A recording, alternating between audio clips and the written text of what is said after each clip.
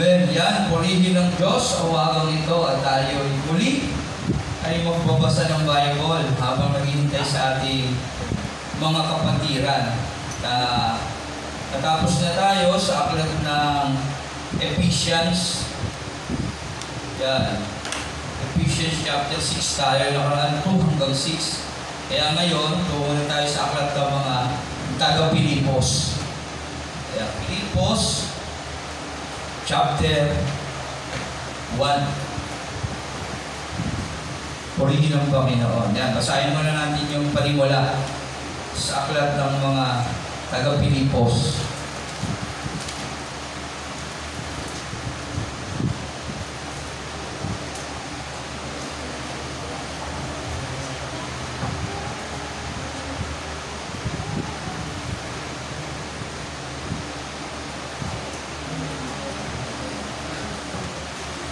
Yan, Pilipos.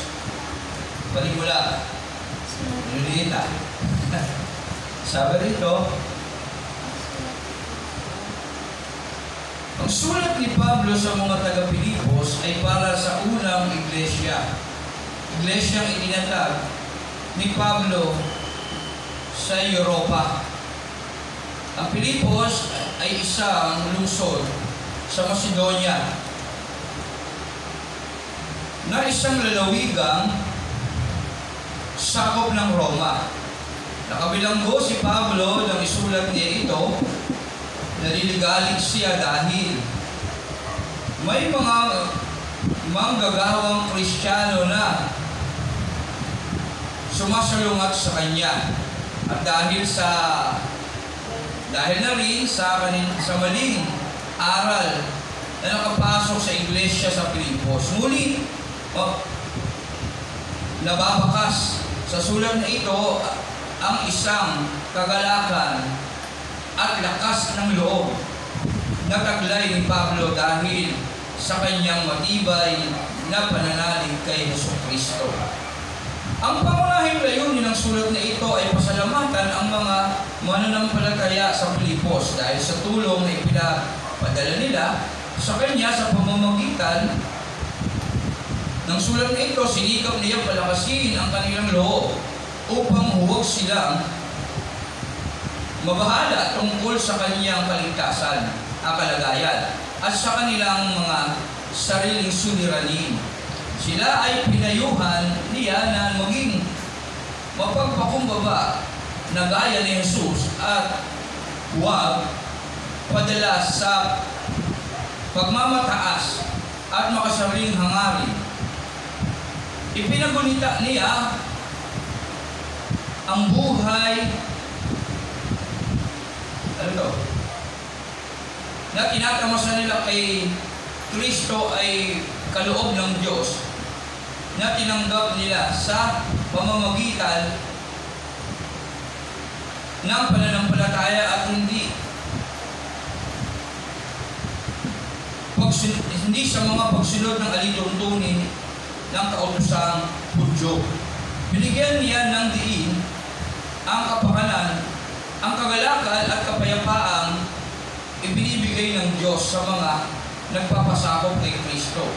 Ang sulat na ito ay binigyan diin ang kagalakan, kapanatagan, pagkakaisa at pagpapatuloy sa pananampalataya at pamumuhay Kristiyano. Binabanggit din dito ni Pablo ang kanyang marugdog na pagmamahal sa mga kapatid sa Pilipos. Yan, puri ng Diyos, yun yung panimula. At nakakulong si Apostol Pablo nang isulat niya itong aklat na ito sa mga taga-Pilipos. Siya ay nakabilanggo. Yan, naliligalig siya kasi may mga katuroang mali na hindi sang-ayon sa pananampalataya tungkol kay Kristo. Kaya yun. Kaya sabi rito, Pilipos chapter 1, pero bago yun tayo muna yung manalangin. Lord, salamat po sa umagang ito, sa buhay at kalakasan na ipinagkaloob mo sa amin. Gawain mo po kami sa aming pagbasa. Nawa ang iyong banal na Espiritu, Ama, sa pangalan ni Jesus ay patuloy na maghari sa amin upang higit namin maunawaan at malaman ang mensahe ng iyong banal na salita. Pagpalain mo bawat tao na rin ito. Maging sa lahat ng tao sa palibot ng church na ito na bibigay pahintulot pakinggan at tanggapin ang iyong banal na salita. Purihin ka, ikaw ang may taas, maparangalan sa pangalan ni Jesus. Amen. Palakpakan natin ang Diyos.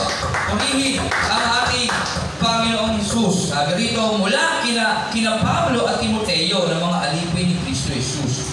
Para sa mga taga-Pilipos na taga-sunod ni Kristo Jesus. Gayon din sa mga taga-pangasiwa at mga taga-paglingkod. Sumingin nawa ang pagpapala at kapayapaan ng Diyos na ating Ama at ng Panginoong Jesucristo.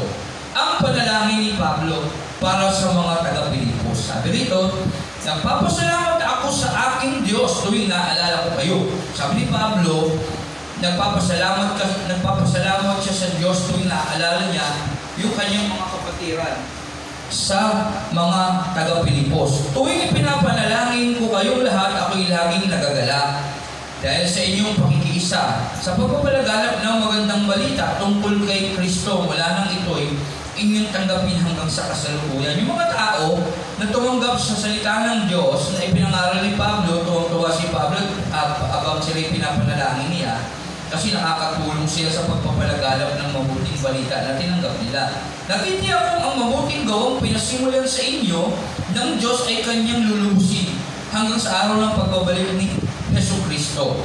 Minamahal ko kayo, kaya dapat lang napahalagahan ko kayo ng ganito at dahil magkasama tayo tumanggap ng pagpapala ng Diyos noon pa man nang ako'y malayang nagtatanggol at nagpapalaganap ng magandang balita at kahit ngayon ako'y nakabilanggo kasi nakakulong siya. Yan, mahal niya yung mga kanyang kapatiran na kasama niya sa paglilingkod sa ating Panginoong Jesus. Nalalaman ng Diyos na ang pananabik ko sa inyong lahat ay kagaya ng pagmamahal sa inyo ni Jesucristo. Yan, kasi gusto niya nang makita yung kanyang mga kapatiran kaya nakakulong siya. Hindi nalalangin ko sa Diyos na ang inyong pag-ibig ay patuloy na sumagana at masangkapan ng malinaw na kaalaman at pagkaunawa upang mapili ninyo ang pinakamahalaga sa lahat. Sa gayon, pagbabalik ni Kristo, matatagpuan kayong malinis at walang kapintasan at sagana sa magandang katangiang kaloob sa inyo ni Kristo Jesus, ni Jesucristo, sa ikararangal at ikadalakilan ng Diyos. Mga kapatid, parang yung battery niya, no? Amen. Yan, purihin ang Diyos. Salamat sa Panginoon. Purihin ang Panginoong Jesus. Yan. Okay. Yan. Mga kapatid, nais kong malaman ninyo na ang nangyari sa akin ay nakatulong ng malaki sa ikalalaganap ng magandang balita. Nalaman ng mga bantay sa palasyo at ng iba pang naririto na ako'y nabilanggo dahil sa pagiging tagasunod ni Kristo. Nalaman nila ng mga bantay doon at ng mga nakakulong doon na nakakulong si Pablo dahil sa pagiging tagasunod niya ni Kristo. At ang karamihan sa mga kapatid ay lalong tumibay sa kanilang pananalig sa Panginoon dahil sa aking pagkabilanggo. Hindi lamang iyon, lalo pang lumakas ang kanilang loob na ipangaral ang salita. Kasi siyempre nagtataka silang lahat. Bakit sa kabila ng nakakulong na siya, bakit pinahayag niya pa yung si Jesus? So ibig sabihin lang yun, lalong tumibay na talagang totoo ang pinangangaral ni Pablo. Kasi sino bang taong magsasabi ng hindi totoo kung ikapapahamak niya? So, ibig sabihin, ikinapahamak ni Pablo pero okay lang sa kanya. Ang mahalaga sa kanya, sabihin niya at ituro ang katotohanan. Kaya nalaman ng mga tao sa palibot niya na talagang totoo si Jesus Christ na kanyang pinapangaral. Kasi hindi ipinagkait ni Pablo, hindi niya talaga tinigil yung kanyang ginagawa, talagang pinaninindigan niya yung kanyang pinapangaral. Totoo nga na may ilang nangangaral tungkol kay Kristo dahil sa pagkaingit at pagkahilig sa pagkipagtalo. Ngunit mayroon din namang nangangaral ng may tapat na hangarin. Kaya dalawa yung mga nangangaral patungkol kay Kristo, isang mga hindi tunay at isang mga tunay. Kaya tandaan natin yan. At yung mga tunay na nangangaral kay Kristo, makikita yan sa buhay. Kagaya ni Pablo, nakita nila na talagang totoo yung pinangangaral ni Pablo. Kasi maging sa pagkabilanggo niya, talagang nangangaral siya. Talagang hindi siya nagsisisi kung bakit niya ginagawa yun kahit na ikapahamak niya pa. Si Kristo ay pinangangaral nila dahil sa tunay na pagmamahal sapagkat alam nilang ako'y hinirang upang ipagtanggol ang magandang balita. Ngunit ang iba nangangaral ng di tapat sa kaloob kundi dahil udyok ng masamang hangarin sapagkat hangad nilang dagdagan pa ang paghihirap ko sa aking pagkabilanggo. Ngunit walang anuman sa akin ang lahat ng iyon. Ikinagagala ko pa nga na si Kristo ay ipangaral, maging tapat man o hindi ang hangarin ng iba. Ibang nangangaral. Ang isa ko pang kinagagala ay ang pag-asang muli ako makalaya sa pamamagitan ng inyong panalangin at sa tulong ng Espiritu ni Hesus Kristo. So, ibig sabihin, si Pablo, okay lang sa kanya, pangaral niya totoo o hindi. Ang mahalaga, pinangangaral niya si Jesus. Kaya yun. Kaya, kung minsan sa ating mga buhay, dalawa kasi ang uri ng mga nangangaral. Isang nangangaral na totoo at isang mga bulaang mga ngaral. Yan. At ang mahalaga, pinangangaral si Kristo. Kasi sa buhay ng tao kasi, makikita yan eh. May mga nangangaral hindi nakikita sa buhay nila. Pero ang mahalaga, yung pinangangaral nila, totoo. Okay lang yun. Kaya ang problema, yung sarili nila ang hindi okay. Kasi mananagot sila sa Diyos eh. Kaya dapat, sa totoo lang, mangaral tayo ng totoo sa ating buhay. At para hindi tayo managot sa Diyos, hindi sayang yung ating pangangaral. Ngunit walang anuman sa akin ang lahat ng iyon. Ikinagagala ko pa nga na si Kristo ay maipangaral, maging tapat man o hindi. Ang hangarin ng iba.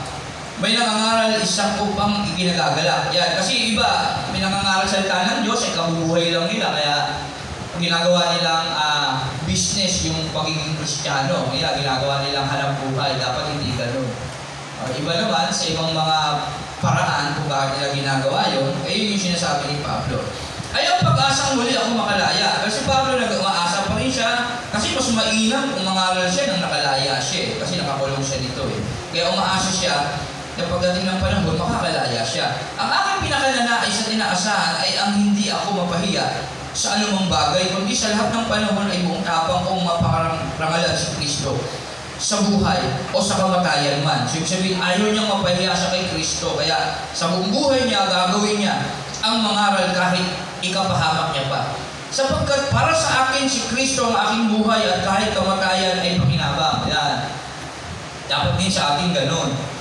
Si Jesus lang yung buhay natin na kahit anong mangyari sa atin, dapat talagang matibay natin ipinangangaral si Kristo. Hindi dahil may pagpapala, hindi dahil may bumalik tayo sa sakit at karamdaman, kundi dahil si Kristo ay talagang dapat makilala ng lahat. Ngunit kapag ako'y nananatiling buhay, ito'y kapaki-pakinabang din sapagkat ako'y makakagawa pa ng mabubuting bagay. Hindi ko malaman kung alin ang aking pipiliin. Kay Pablo, kung kunin kasi ng Diyos, salamat sa Panginoon kasi makukuha niya na yung karangalan niya. Okay lang, pakinabang niya na yun. Pero kung buhay pa siya, ipagpapasalamat niya kasi marami pa siyang taong pwedeng mailigtas. Ganun din tayo. Samantalahin natin yung buhay natin ngayon hanggang naririto pa tayo. Para maraming tao maligtas, mag-share tayo ng mag-share ng mabuting balita.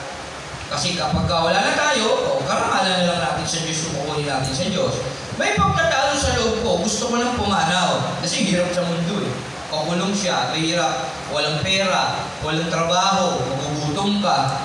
Yan. May pagtatalo sa loob ko, gusto ko lang pumanaw sa mundong ito upang makapiling ni Kristo.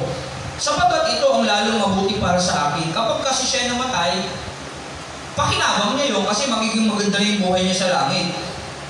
Ngunit, alang-alang sa inyo, mas kailangan pang manatili akong buhay sa buhay na ito. Kasi kaya lang, alang-alang sa kanyang mga miyembro, nananatili pa siyang buhay, gusto niya lang mabuhay kasi siyempre hindi pa siguradong maliligtas yung mga tao na yun. Tayo naman, ganun din.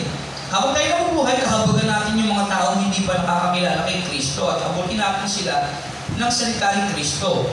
Dahil dito, nakita akong ako'y mabubuhay pa at makakasama ninyong lahat upang matulungan kayo magpatuloy ng may kagalakan sa inyong pananalig sa Panginoon. Kaya yun yung purpose ng buhay natin ngayon. Tayo nabubuhay para sa iba, para maipakilala si Kristo sa kanila, para magkaroon sila ng kaligtasan. Kung magkagayon, lalo ninyo akong ipagmamalaki at lalo ninyong pupurihin si Kristo Jesus dahil sa aking pagbabalik sa inyo. Kaya nga mga kapatid, pagsikapan ninyong mamuhay ayon sa magandang balita ni Kristo Sa gayon, makabalik man ako sa inyong piling o hindi, makakatiyak pa rin akong kayo'y nananatili sa isang layunin. At sama-samang ipinaglalaban ang pananalig sa magandang balita. Huwag kayong matakot sa inyong mga kaaway, magpakatatag kayo, sapagkat ito mismo ang palatandaan na sila ay mapapahamak at kayo'y maliligtas. Sapagkat ang Diyos ay nagbibigay sa inyo ng tagumpay, dahil ipinagkaloob niya sa inyo hindi lamang ang manalig sa Kanya, kundi ang magtiis din naman alang-alang kay Kristo. Ngayon kasama ko na kayo sa pakikibakang nakita ninyong ginagawa ko noon, at nababalitaan ninyong ginagawa ko pa rin hanggang ngayon. Yan. Kaya wag matakot sa ating paglilingkod sa Diyos. Yan, kasi ito yung palatandaan na pagdating ng panahon, maliligtas tayo. Kaya huwag tayo titigil, hanggang tayo nabubuhay, isipin natin na maging kapaki-pakinabang tayo sa mga tao, yung may pakilala si Kristo sa kanila, may pamalas yung pag-ibig ng Diyos para sila yung magkaroon ng kaligtasan. At para sakaling kunin na tayo ng Diyos, o tayo naman, yung may karangalan pagdating ng panahon. Yan. Pilipos 2, ang halimbawa ni Kristo. Kaya nga sapagkat mayroong kasiglahan ang buhay kay Kristo. Kapag tayo nabubuhay kay Kristo, puno-puno tayo ng kasiglahan sa ating buhay. Mayroong kaaliwan ng pag-ibig, mayroong pakikiisa ng Espiritu Santo, at mayroong kagandahang loob at malasakit para sa isa't isa. Kaya yun kapag tayo ay nabubuhay para kay Kristo, mayroon tayong pag-ibig sa puso. Mayroon tayong pakikiisa ng Espiritu Santo. Sabihin, ang Espiritu Santo ang naghahari sa atin. Mayroong kagandahang loob pagka nasa iyo ang Espiritu Santo. At mayroong malasakit para sa isa't isa. Nagmamalasakit tayo sa isa't isa. Lubusin ninyo ang aking kagalakan. Magkaroon kayo ng iisang kaisipan. Mabuklod kayo sa isang pag-ibig at magkaisa kayo sa puso't diwa. Huwag kayong gumawa ng anumang dahil sa paghahangad ninyong maging tanyag. Sa halip bilang tanda ng pagpapakumbaba, ituring ninyong higit ang iba kaysa inyong mga sarili. Ayan. Sabi ni Pablo, sa ating buhay paglilingkod dapat hindi tayo ang naiitaas, kundi dapat tayo'y maglingkod sa ating kapwa. Ituring natin silang higit at paglingkuran natin sila. Sabi ng Bible, mahalin natin ang ating kapwa kagaya ng pagmamahal natin sa ating sarili. Tandaan natin, kung ano ituring mo sa sarili mo, gano'n ang turing mo dapat sa kapwa mo. Pag malasakitan ninyo ang kapakanan ng iba, at hindi lamang ang inyong sarili, naway magkaroon kayo ng kaisipan na tulad ng kay Kristo Jesus. Kasi si Kristo, yung buhay niya, inukol niya sa paglilingkod sa iba.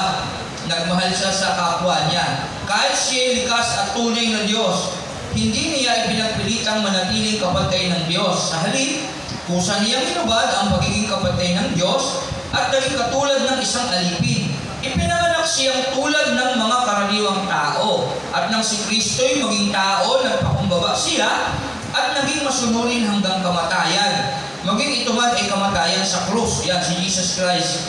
Likas sa tunay na Diyos. Kahit ganun siya, hindi niya pinilit na mabuhay sa kapantay ng Diyos. Nagpakumbaba siya at naging masunurin hanggang kamatayan, maging ito man ay kamatayan sa krus. At dahil doon sa kapakumbabaan na yun, na ginawa niya, at dahil dito siya ay lubusang itinaas ng Diyos at ibinigay sa Kanya ang pangalang higit sa lahat ng pangalan. Kaya yung pangalan ni Jesus, yun ay buhat sa pangalan ng Diyos na ibinigay sa Kanya ng Diyos. Sa gayon, sa pangalan ni Jesus, ay luluhod at magpupuri ang lahat ng nasa langit, nasa lupa, at nasa ilalim ng lupa. So, ibig sabihin, sa pangalan ni Jesus Christ, lahat ay luluhod at magpupuri sa lahat ng nasa langit, nasa lupa, at nasa ilalim ng lupa ng lahat. At para sa ikaluluwalhati ng Diyos, ang lahat ay magpapahayag na si Kristo ang Panginoon. Yan, tandaan natin yan. Si Kristo ang Panginoon. Pag sila ng Panginoon, siya ay Diyos na sinusunod mo sa iyong buhay. Siya ang naghahari sa iyo. Siya ang nagmamay-ari sa iyo. Kaya nga, mga minamahal, tulad ng inyong buong pusong pagsunod noong kayo'y kasama pa, noong ako'y kasama pa ninyo, lalo kayong maging masunurin ngayong ako'y malayo sa inyo. Pag sumikapan ninyong maging ganap ang inyong kaligtasan ng may lubusang paggalang at pag-ibig sa Diyos. So, sabihin, tiyakin natin at sikapin natin sa ating mga buhay. Pag-aralan natin maigi, gawin natin yung na tama yung ating kaligtasan. Kaya lubusin natin ang ating paggalang at pag-ibig sa Diyos. Magkaroon tayo ng paggalang at pag-ibig sa Diyos. Sapagkat ang Diyos ay kumikilos sa inyong upang inyong naisin at isagawa ang kanyang kalooban. Gawin ninyo ang lahat ng bagay nang walang pagtutol at pagtatalo. Kaya huwag tayo maging reklamador. Gawin natin ang mga tungkulin natin sa Diyos, lalo na sa ministry, sa church na ito. Kung ano yung katungkulan natin. Lahat tayo may katungkulan, maging mga miyembro. Ano yun? Ang magpaalala at ang mag-invite, pwede natin gawin yun. Upang kayo maging mga ulirang anak ng Diyos, matuwid, at walang kapintasan sa gitna ng mga taong mapanlinlang at mga masasama. So, sabihin, pag ginagawa natin, yung mga tungkulin natin sa Diyos, magiging matuwid tayo sa paningin ng Diyos. At hindi tayo mahahawa ng mga tao sa palibot natin na mapanlinlang. Sa gayon, magsisilbi kayong ilaw sa kanila tulad ng bituing nagniningning sa kalangitan. Habang ibinabalita ninyo sa kanila ang mensahe na nagbibigay buhay, sa gayon, sa araw ng pagdating ni Kristo ay may pagmamalaki kung hindi nawala ng kabuluhan ang aking mga pagpapagal sa inyo. Kung ang buhay ko ay maging handog para sa inyong paglilingkod at pananampalataya sa Diyos, ako'y natutuwa at ang puso ko'y nakikigalak sa inyo. Kaya magalak din kayo at hangarin ninyo ako ng inyong kagalak at bahagian ninyo ako ng inyong kagalakan. Umaasa ako sa Panginoon Jesus na mapapapunta ko agad riyan si Timoteo upang mapanatag ang aking loob kapag aking malaman mula sa kanyang inyong kagalakan. Wala nang higit sa kanya sa pakikiisa sa aking damdamin at pagmamalasakit para sa inyong kapakanan. At inaatubag lamang ng iba ay ang sarili nilang kapakanan at hindi ang kay Jesucristo. Kayo rin ay nakakaalam ng katapatan ni Timoteo, kasama ko siya sa pangangaral na magandang balita. Tinulungan niya ako tulad ng pagtulong ng isang anak sa kanyang aba. Si Timoteo ang kamanggagawa ni Pablo na laging tumutulong sa kanya. Kaya nais ni Pablo na pumunta si Timoteo sa kanila at masaya siya kapag gano'n nangyayari. Kaya binabala kong papuntahin siya riyan pagkatapos kong matiyak ang magiging kalagayan ko rito. Subalit, ako'y umaasa sa tulong ng Panginoon na ako rin ay makakapunta riyan sa lalong madaling panahon. Inisip kong kailangan ng pauwiin diyan ang ating kapatid na sa Epaprodito na aking kamanggagawa at kapwa banal kawal ng Diyos na isinugo ninyo upang magdala ng inyong kaloob at upang makatulong din dito. Sabik na siya sa inyong lahat. Nag-aalala siya dahil sa nabalitaan ninyong nagkasakit siya. Tunay ngang siya ay nagkasakit at muntik nang mamatay. Subalit pinahawagan siya ng Diyos at hindi lamang siya kundi pati ako upang huwag nang madagdagan pa ang aking kalungkutan. Kaya nga, nais ko rin makauwi na siya riyan sapagkat alam kong matutuwa kayo makita siyang muli. Sa gayon, mawawala na ang aking kalungkutan, kaya tanggapin ninyo siya ng buong galak. Bilang isang tunay na lingkod ng Panginoon, igalang ninyo ang mga taong tulad niya sapagkat muntik na siyang mamatay, alang-alang sa gawain para kay Kristo. Itinayan niya ang kanyang buhay sa paglilingkod sa akin upang mapunuan ang inyong kakulangan sa akin. Yan, binibili niya si Epaprodito sa kanila. At si Timoteo, yan, gusto niyang papuntahin sa iglesia doon, sa mga taga-Pilipos. Yan. 3. Ang tunay na pagiging matuwid. Pilipos chapter 3. Ang tunay na pagiging matuwid. Sa wakas, mga kapatid, maganda kayo sa Panginoon. Hindi kaabalahan para sa akin na ulitin ang naisulat ko na. Dahil ito naman ay para malayo kayo sa kapahamakan. Mag-ingat kayo sa mga taong asal-aso. Ano yung pag sinabi mong asal-aso? O sinabi mong asal-aso, ano ba yung ugali ng aso? Yung kinakain niya, sinusukan niya uli. Minsan nga yung dumi niya, kinakain niya uli. Sabi nito, mag-ingat kayo sa mga taong ganon. Na yung buhay, walang direksyon. Yan. Tumanggap na, tapos bumalik pa sa pagkakasala. Sa mga taong mahilig sa paggawa ng masama, sila yung mga taong naghihiwa ng kanilang katawan. Yung mga taong gumagawa ng sariling hakbang sa kanilang buhay, mga seremonyas na wala namang basihan. Tayo ang tumanggap na tunay ng pagtutuli, tayong mga sumasamba sa Diyos sa pamamagitan ng kanyang Espiritu. Ang pinagmamalaki natin ay ang ating buhay kay Kristo Kristo Jesus. Hindi tayo umaasa sa mga panlabas na seremonya, yung mga asal-aso, yung mga masasama, yung sabihin ng masasama, gumagawa na wala sa palatuntunan ng Diyos. Mga gumagawa ng bagay yung kasalanan, pamumuhay sa sarili, gumagawa ng mga bagay na naiisip niya gamit yung sarili niyang kaalaman, lakas, kakayahan. Yun yung mga asal-aso na tinatawag mga makasalanan. Mga gumagawa ng hindi mabuti. Kasi dapat ang mabuti, sinusunod natin yung utos ng Diyos. Ang totoo, ako'y may sapat na dahilan upang panghawakan ang mga panlabas na seremonya. Kung iniisip nilo man na siya may katuwirang umasa sa ganitong gawain, lalo na ako. Kasi si Pablo aral. Alam niya ang kautusan ni Moses.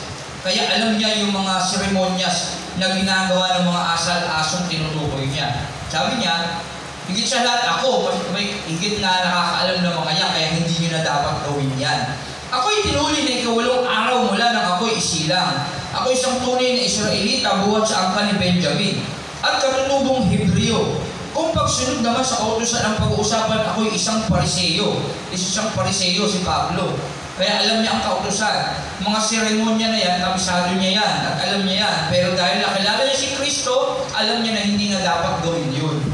Dahil siya mismo napatunayan niyang mali yung kanilang mga paniniwala. Yung kanilang relihiyon dati na kinaaniban ni Pablo, napatunayan niyang mali yung mga paniniwala ng mga pari, ng mga Pariseo. Kasi siya mismo ay isang Pariseo. Dahil sa masugid kong pagsunod sa kautusan, inusig ko ang iglesia. Kaya kung sa pagiging matuwid ayon sa kautusan, wala ring maisusumbat sa akin. O kita mo, inusig ko ang iglesia. Kaya yung iglesia, hindi ang relihiyon. Ito yung mga tao. Si Pablo, inusig niya yung mga Kristiyano noon. Yung mga Kristiyano noon, yung mga sumusunod kay Kristo. Yan, hindi yung relihiyon. Sila Peter kasi yung mga Kristiyano noon yung sila yung inusig niya. Yung mga disipulo ni Jesus Christ nung panahon. Si Pablo, miyembro ng relihiyon ng mga Pariseo.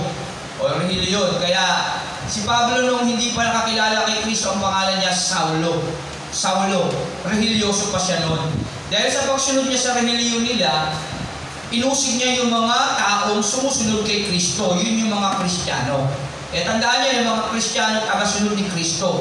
At kaaway sila ng mga relihiyon ng Pariseo ng panahon. Ng mga pari. Yung mga Kristiyan, pinapatay nila yun, kinukulong ng panahon. Yung mga pari, nagpapapatay, nagpapakulong sa mga tagasunod ni Kristo nung panahon. Kaya yun ang totoo. Kasi Pablo isang Pariseo. Ngunit dahil kay Kristo, ang mga bagay na pinapahalagahan ko noon ay itinuri kong walang kabuluhan ngayon. Dahil kay Kristo, nakita niya, yung nakilala niya si Kristo, yung mga noon niya na pinapahalagahan galing sa kanyang relihiyon, ay hindi pala totoo, kaya baliwala na sa kanya ngayon. Oo, itinuturing ko walang kabuluhan ang lahat ng bagay bilang kapalit ng lalong mahalaga ang pagkakilala kay Kristo Jesus na aking Panginoon. Ang lahat ng bagay ay pinalagay ko walang kabuluhan, makamtan ko lamang si Kristo. Yan. Lahat ng yun ipinagpalit niya dahil kay Kristo, dahil nakita niya at napatunayan niyang totoo si Kristo at nasa kanya ang kaligtasan at lubusang makasama niya. Oo, itinuturing kong walang kabuluhan ang lahat ng bagay bilang kapalit ng lalong mahalaga ang pagkakilala kay Kristo Jesus na aking Panginoon. Ang lahat ng bagay pinalagay kong walang kabuluhan, makamtan ko lamang si Kristo at lubusang makasama niya. Ang aking pagiging matuwid ay hindi sa pamamagitan ng pagsunod sa kautusan, kundi sa pananalig kay Kristo. Ang pagiging matuwid ko ngayon buhat sa Diyos sa pamamagitan ng pananampalataya. Okay? Kaya pa ang pagiging matuwid natin hindi dahil sa gawayan. Iyon ay dahil sa pananampalataya kay Jesus. Kapag ikaw ay sumampalataya kay Jesus, ituturing ka ng Diyos na taong matuwid. Amen? Kaya sa Hebreo, makikita natin dahil sa pananampalataya, tinuring silang matuwid ng Diyos. Ang tanging hangarin ko ngayon ay lubusang makilala si Kristo, maranasan ang kapangyarihan ng kanyang muling pagkabuhay, makibahagi sa kanyang mga paghihirap at maging katulad niya sa kanyang kamatayan, upang ako man ay muling buhayin mula sa mga patay. Tandaan natin, pag gano'n ang ating paniniwala, tayo ay muling bubuhayin ng Diyos mula sa mga patay. Mabubuhay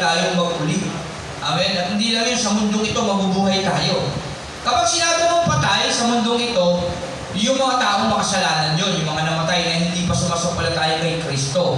Pero pag sinabi mong buhay kay Kristo, ito yung mga tao sumampalataya na may kaligtasan na nakaloob ng Diyos. Yung mga miyembro na ng langit, mamamayang langit na. Hindi sinakamtan ko na ang mga bagay na ito. Hindi rin sa ako'y ganap na. Ngunit sinisikap kong makamtan ang gantimpala sapagkat itong dahilan kung bakit ako'y tinawag ni Kristo Jesus. Mga kapatid, hindi ko ipinalalagay na nakamit ko na ito. Ngunit isang bagay ang ginagawa ko. Nililimot ko ang nakaraan at sinisikap na marating ang layuning nais kong makamtan. Kaya tayo rin naman magsikap tayo sa buhay natin na makamtan yung layunin na yun na gustong makamtan ni Pablo, yung ginagawa ni Pablo at yung lugar na dapat puntahan ni Pablo. Nagpapatuloy nga ako patungo sa hangganan upang makamtan ang gantimpala ng pagkatawag sa akin ng Diyos sa pamamagitan ni Kristo Jesus, ang buhay na hahantong sa langit. Yan yung ating pinananabikan. Amen? Yan. Kaya sikapin natin na panghawakan mabuti yung kaligtasan na meron tayo, na huwag nang mawala sa atin yon, yung buhay, kasi yung dahilan na yun kung paano bakit tayo makakarating sa langit. Ganyan ang dapat maging kaisipan nating mga matatag na sa pananampalataya. Kung hindi ganito ang inyong pag-iisip, ipapaunawa iyan sa inyo ng Diyos. Ang mahalaga ay ipagpatuloy natin ang ating natutuhan. Mga kapatid, tumupad kayo sa tumulad kayo sa halimbawang ipinakita ko sa inyo. Pag-uulan din ninyo ng pansin ang lahat ng sumusunod sa aming halimbawa, tulad ng malipit kong sabihin sa inyo at ngayon, luhaang inuulit ko. Marami ang namumuhay bilang mga kaaway ng krus ni Kristo. Kapahamakan ang kahihinat na nila sapagkat ang dinodiyos nila ay ang hilig ng kanilang katawan. Ikinararangal nila ang mga bagay na dapat sana nilang ikahiya at wala silang iniisip kundi ang mga bagay na makalupa. Amen? Ano yun? Yung magkasala. Karamihan sa tao ngayon, kinararangal pa nila yung mga bagay na dapat nilang ikahiya. Ano yun? Magbigay kayo ng mga bagay na dapat nating ikahiya na ginagawa ng mga tao ngayon. Alin? Ayan, yung mga bisyo. Paglalasi. Lahat ng masasamang klase ng bisyo. Kasi lahat ng bisyo masama. Maging lahat ng nakalagay sa banal na kasulatan na binabasa natin sa Galatians 5:19 to 21, Revelation 21:8, 1 Corinthians 6:9. Yan yung mga dapat natin ikahiya na nagagawa natin. Ano pa? Minsan yung mga pagsusugal, lantaran tayo dyan sa kalsada, nakikita. Diba? Minsan bingo, sa ere. Yan ang bibingo pa rito. Sugal yun maliit at malaking pera, sugal yan. Pagkasta sa walang kamuluhan, sugal po yan. At dapat yung kayamanan ng Diyos, ginagamit natin sa tama. Ano yun? Paggawa ng mabuti. Ano yun? Pangangailangan ng ating sarili sa ating mga anak. Yan, dapat natin dyan yung ginagamit yan. Ano ba? Paghandog sa church na ating sambahan. Maki-operate tayo sa mga gastusin, huwag sa mga bagay na walang kamuluhan. Huwag tayo sobrang mag-order ng Shopee. Yan. Sugal din yun. Ano ba? Yung mga walang kamuluhang bagay na ginagastos natin yung yaman ng Diyos na hindi naman dapat. Minsan, dami na natin gamit sa bahay. Hindi naman natin ginagamit. Yun, mga ganon. Luho. Masama din yun. Yan. Kapahamakan ang kahihinat na nila sapagkat ang dinodiyos nila ang hilig ng kanilang katawan. Ikinararangal nila ang mga bagay na dapat sana nilang ikahiya at wala silang iniisip kundi ang mga bagay na makalupa, yung mga sarili ka. Subalit sa kabilang dako, tayo mga mamamayan ng langit. Doon nagmumula ang tagapagligtas na hinihintay natin nang may pananabik ang Panginoong Hesukristo. Tandaan natin yan Hindi tayo talaga taga rito sa mundo. Tayo yung mga estranghero lang sa mundong ito. Mga ano tayo, alien. Ano ibig sabihin ng alien? Mga hindi taga mundo, taga ibang lugar. Kasi bakit? Taga saan tayo totoo? Taga langit.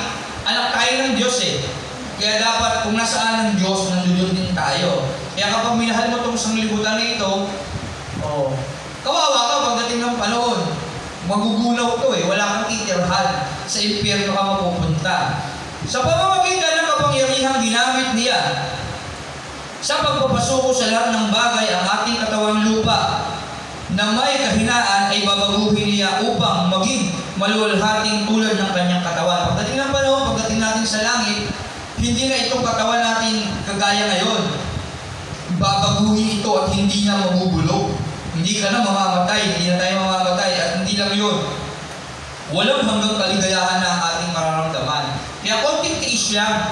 Habang tayo naririto, pagtiisan lang natin yung mga pagsubok, yung ating mga suliranin sa buhay, yung ating mga problema, kahirapan, sakit at karamdaman. Kasi pagdating ng panahon, sabi ng John 10:10, isang buhay na masagana at ganap pag tayo'y nakabalik na sa tahanan ng Diyos sa langit. Tandaan natin yan.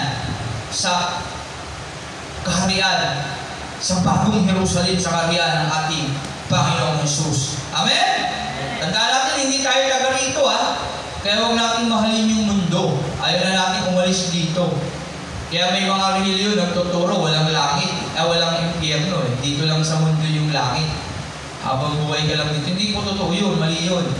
Merong impyerno kasi kung walang impyerno, wala na nangangaral. Sila nga, kaya nangangaral kasi meron silang gustong ipamalita. Kaya lang, hindi nila alam kung bakit sila nangangaral. Yun lang ang problema nila. Pilipos chapter 4. Ito na yung panghuli ng Pilipos. Yan, habang naghihintay sa ating mga kapatiran. Ilang mga tagubilin. Kaya na mga kapatid kong minamahal at pinananabikan, aking kagalakan at karangalan magpakatatag kayo sa inyong pamumuhay na kaugnay sa Panginoon. Nakikiusap ako kay na Judea at Sintike na sila'y magkasundo na bilang magkapatid sa Panginoon. Siguro nagtatalo sila. Pinapakiusap ko rin naman sa iyo, dapat kong kasama na tulungan mo ang dalawang babaeng ito. Babae pala yun. Sila Judea pala. Judea at Sintike. Mga babae sila. Sila ba ay kasama kong nagpagal sa pagpapalaganap ng magandang balita kasama ni Clemente. At ang iba pang kasakamang gagawa ko, ang pangalan nila ay nakasulat sa aklat ng buhay. Bakit? Nakasulat yung pangalan nila sa aklat ng buhay. Sa tingin nyo, bakit? Kasi tinanggap na nila si Kristo sa buhay nila. Kaya tayo rin naman ng mga tumanggap kay Kristo, nakasulat din ang ating pangalan sa aklat ng buhay. Bakit mahalaga na ang pangalan ay nakasulat, ang pangalan natin ay nakasulat sa aklat ng buhay? Bakit? Bakit mahalaga? Kasi hindi tayo makakapunta sa langit kapag wala sa aklat ng buhay ang ating pangalan. At ano naman ang katibayan na yung pangalan natin ay nakasulat na sa aklat ng buhay? Ano ang dapat meron sa ating mga puso? Yung Holy Spirit. Kaya dapat may Holy Spirit yung puso mo. Kapag may Holy Spirit ka sa puso, sigurado kang nakasulat yung pangalan mo ron sa aklat ng buhay. At ano naman ang katibayan na nasa iyo ang Holy Spirit? Merong bunga na dapat makita sa buhay mo. Yun yung nakalagay sa Galatians 5:22-23. Meron kang pag-ibig, katatagan, kahinahunan, kabutihan, katyagaan, pagpipigil sa sarili, ano pa? Kabaitan, ano pa? Kahinahunan, katapatan. 9 fruit of the Holy Spirit. Mababasa natin sa Galatians 5:22-23. At walang batas laban sa mga yon. At pinatay na ng mga taong nakipag-isa kay Kristo Jesus ang kanilang mga makasariling pagkatao. Okay? So, ibig sabihin, yung buhay na kasi nila ay buhay na ng Diyos, hindi na kanila. Kaya ang katangian ng Diyos yun yung bunga ng Holy Spirit. Katangian ng Diyos yun. Katangian ni Jesus. Kaya si Jesus na yung nakikita sa buhay nila yung bunga ng banal na Espiritu. Nakatibay na si Jesus ang nagahari sa atin. Amen? Pero hindi tayo perfecto Baka mamaya, perfect mo na. Sabi mo ligtas ka na. Bakit nakakasala ka pa? Siyempre, nandito pa tayo sa mundo Hanggang nandito tayo sa mundo, hindi tayo magkasala. Kaya lang, ang kaibahan, hindi tayo nananatili sa kasalanan. Hindi na tayo alipin ng kasalanan kasi pinalaya na tayo ng ating Panginoong Hesus. Yung dugo sa krus, yung katawan, yung humugas sa dugo, sa dugo nating makasalanan sa krus. Yun yung naging dahilan kung bakit tayo napapatawad sa ating mga kasalanan. Nagkaroon na tayo ng assurance of salvation. Kaya, saan ka man magpunta, nabe-verify mo na, alam mo na ang kasalanan na nagawa mo. Kapag nakapagmura ka, "Uy, sorry Lord, nakaganon ka agad." Hindi ka gaya dati. Pag nakapagmura ka, wala na. Tama? Okay lang siya, ngiti ka pa. Natutuwa ka pa kapag yung kasama mo, ganun din kagaya mo nagmumura din. Tama? Pero ngayon kapag nakapagmura ka, parang ang lalim na ng nagawa mong kasalanan. Sisi ka na sa iyong mga nagawa. Tama? Parang ikaw na yung pinakamasamang tao na bubuhay sa mundo. Yun na yung nararamdaman mo. Ang tawag doon, meron ka ng Holy Spirit sa puso mo na nagpapaalala ng mga mali mo. Amen? Ako nga, kapag hindi nakapag-church dati, takot na takot ako eh. Talagang hindi ako mapakali. Yun yung naramdaman ko nung unti-unti na akong tinatawag ng Diyos. At kapag, sa totoo lang, kapag hindi nagkakasala ako, talagang hirap na hirap. Kawawa yung anak ko, nagkakasakit sa totoo lang. Pinapaalala ng Diyos sa pamamagitan ng consequences. Yung pangalan ko si Nero, laging may sakit. Bagamat malusog siya noon, laging may sakit. Kaya salamat sa Panginoon kasi nga meron ng Holy Spirit nagpapaalala na hindi na dapat ako maging alipin pa ng kasalanan. Kaya ganon. Kaya malalaman natin yan na ang pangalan natin nakasulat sa aklat ng buhay. Ulitin lang natin, nakikiusap ako kina Judea, Pilipos 2, ay Porto, Sentike, sila'y magkasundo bilang magkapatid sa Panginoon, maaaring nagtatalo sila. Pinakiusap ko rin naman sa iyo, tapat kong kasama na tulungan mo ang dalawang babae ito, sila man ay kasama kong nagpagal sa pagpapalaganap ng magandang balita kasama ni Clemente at ang ibang pang kamanggagawa ko. Ang pangalan nila ay nakasulat sa aklat ng buhay. Ang ibig sabihin ng pangalan mo ay nakasulat sa aklat ng buhay, meron ka ng banal na espiritu sa puso mo. At ang ibig sabihin ng meron kang banal na espiritu sa puso mo, mayroon ng pagbabago yung buhay mo. Ang ibig sabihin ng may pagbabago ang buhay mo, meron ka ng bunga ng banal na espiritu. Yun yung nakasulat sa Galatians kanina. 5:23. Tama ba? 22 to 23. Yun, katangian ng Diyos. Katangian ni Jesus na nagahangit na sa iyo. Okay? Magala kayong lagi sa Panginoon, Paul. Inuulit ko, magala kayo. Ipatamang inyo sa lahat ang inyong kabutiang loob. Malapit nang dumating ang Panginoon. Kaya ito yung dapat natin gawin ngayon. Dapat maging masaya tayo sa paglilingkod natin sa Diyos. Huwag tayo maging reklamador. Huwag tayong manisi. Huwag natin sisihin si Bongbong Marcos sa ating buhay. Alam mo, yung lipunan, huwag natin sisihin yung mayor, yung congressman, yung lahat ng bagay. Sisihin natin yung sarili natin. Okay? Pagsisihan natin yung ating mga ginawang kasalanan natin kasi tayo yung mali sa totoo lang. Malapit nang dumating ang Panginoon. Kasi malapit nang dumating ang Panginoon, maging masaya tayo. Sabi ng Bible, dapat mong malaman sa mga huling mga araw, may mga sign na sinasabi ng Diyos, kaya nasasabing malapit nang dumating ang Panginoon. Sa 1 Timothy chapter 3, dapat mong malaman sa mga huling mga araw, kasi malapit na dumating ang Panginoon, mga huling mga araw na ibig sabihin. Kaya may sign. Sige, paki-plus ang mga dyan, brother Diyos, pa yung 1 Timothy 3. Yan. Timothy 3. Yung mga sign na malapit na dumating ang Panginoon, malapit na mabukas ng mundo. Ayan. 2 Timothy 3 pala. 2 Timothy 3. Yan. Dapat mong malaman na sa mga huling araw ay magkakaroon ng kahirapan. Kaya nga napakahirap ng buhay ngayon. Magalak tayo kasi malapit na dumating ang Panginoon. Ibig sabihin niya, nararamdaman na natin mahirap. Bakit? Alin mahirap? Mahirap matulog, mainit. Lalo pag wala kang aircon. Tama? Napansin niya araw ngayon ang init? Kahit nakatuto ka sa electric pa, pagpapawisan ka pa, hindi niya napupuna na talagang sobrang init ng panahon. Ayan, mahirap kasi mainit. Lalo na pag lumabas ka, mamaya pag sumikat na yung araw. Ngayon medyo makulimlim eh. Mainit na. O tingnan mo, paglabas mo yan mamaya, grabe. Kasama yan sa kahirapan. Huling mga araw ay magkakaroon ng kahirapan, hindi lang yun. Mahirap maghanap ng trabaho ngayon. pera. Okay? Mahirap kumita ng pera. Mahirap mag-aral, maraming project.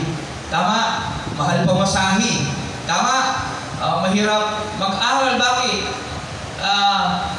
Hindi ako, mahirap maturuan eh. Mahirap din ako maturuan eh. Ayoko kasi magbasa ng libro. Tama? Tinatamad ako eh. Kaya talaga mahirap. Sa lahat ng pagkakataon yung kahirapan na yan, sa lahat ng bagay yan tinutukoy. Talagang mahirap ng buhay ngayon. Okay? Bakit mahirap? Kasi marami ng masasamang tao. Mahirap lumabas ng gabi. Baka ma-hold up ka, baka mapagtripan ka, o baka madisgrasya ka. Mahirap maglakad sa kalsada. Bakit? Maraming sasakyan na ngayon eh. Tama? Baka mamaya, bigla ka na masagasaan at hindi mo mamalayan. Mamatay ka pala nang hindi nakakakilala sa Panginoon. Amen? Yan yan, maraming kahirapan. Lahat yan. At yan ay sign na malapit na dumating ang Panginoon. Dapat mong malaman na sa mga huling araw ay magkakaroon ng kahirapan. Sige. Ang mga tao ay magiging makasarili. Yan, sign din yan. Tingnan mo yung kapwa mo, makasarili yan. Ano yan? Pagka may pilahan sa biyaya, ang daming ticket, hindi pinamigay. Kami nabigyan, bagan eh. Okay? Buti na lang, nabigyan pa kami ng kapitbahay namin. Kasalamat sa Panginoon. Sino yung pumila nun sa dulo? Taas kamay. O yan, ako, pumila din ako doon. Kaya lang, ayoko masyadong pumila. Nag-away pa kami mag-asawa. Huwag na tayo pumila doon. Hindi na tayo dapat nandoon. Sabi sa kanya, sabi ng asawa ko, pumila na ka na ron. Ako na lang pipila mamaya. Masama na ka, palit kami yung ticket. Hindi ko marami ng tao. Nag-awayan pa namin. Kasi ayoko talaga pumila.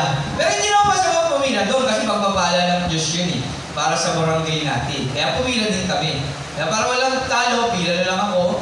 Pero hindi ako nagipagsiksikan. Kasi nakita ko pagpunta ko ron, ang daming tao.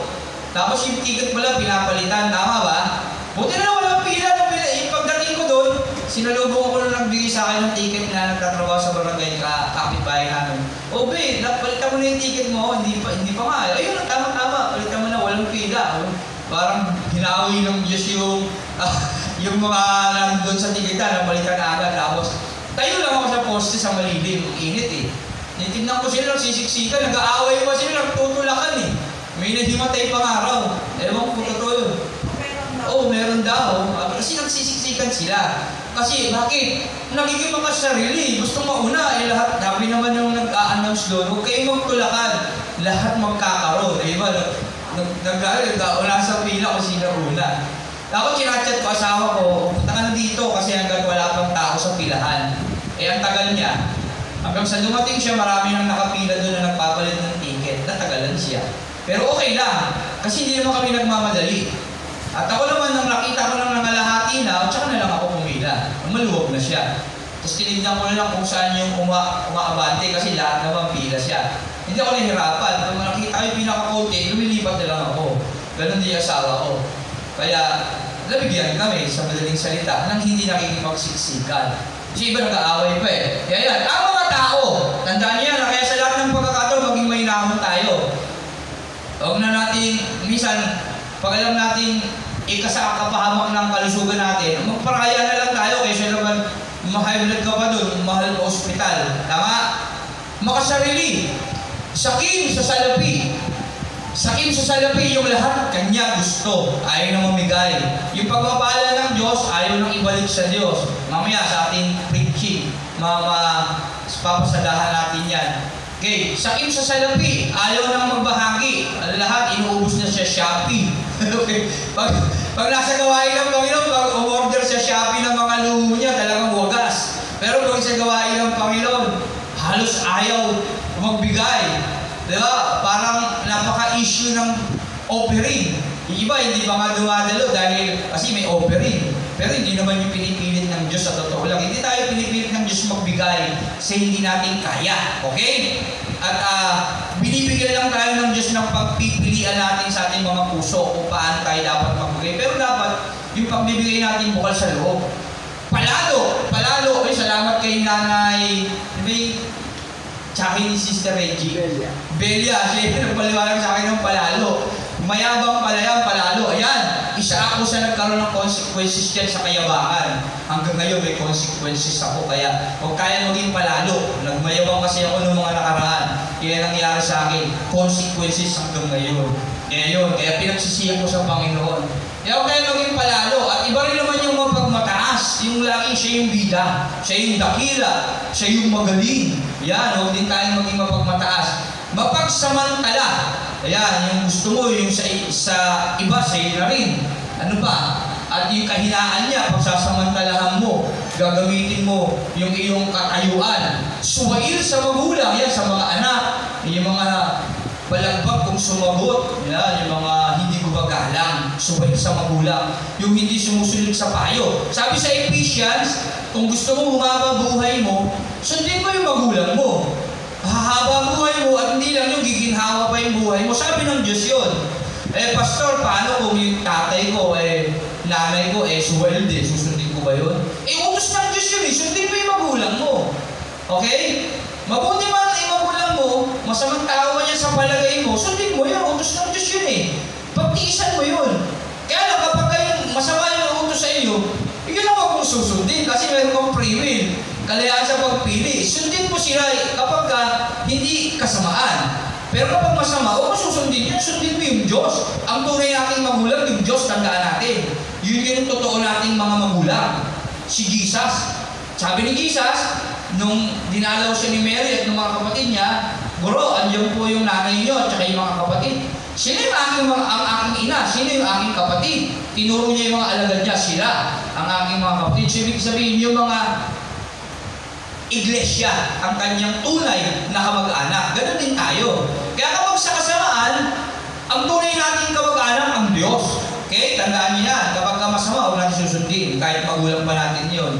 Pag hinahadlangan tayo sa church, mag-isip tayo maigi, mag-pray ka. Huwag mo rin agad sa lumating magulang, mag-pray ka. At baka naman kasi ayaw ka pag-church sin kasi wala ka na nagagawa sa bahay. Utos ng Diyos yun dapat sumunod tayo. Kaya maging responsable tayong anak ng Diyos sa pamamagitan ng pagsunod sa ating mga magulang. Walang utang na loob at lapastangan sa Diyos. Yan mga bagay na sistema ng tao ngayon. Ano pa? Taas pa ulit ba? Sila'y magiging malupit. Kasi, bakit malupit? Sa tingin nyo, ano ba yung sabihin ng malupit? Talagang matindi sa kasalanan. Ibig sabihin, alam niya ng mali.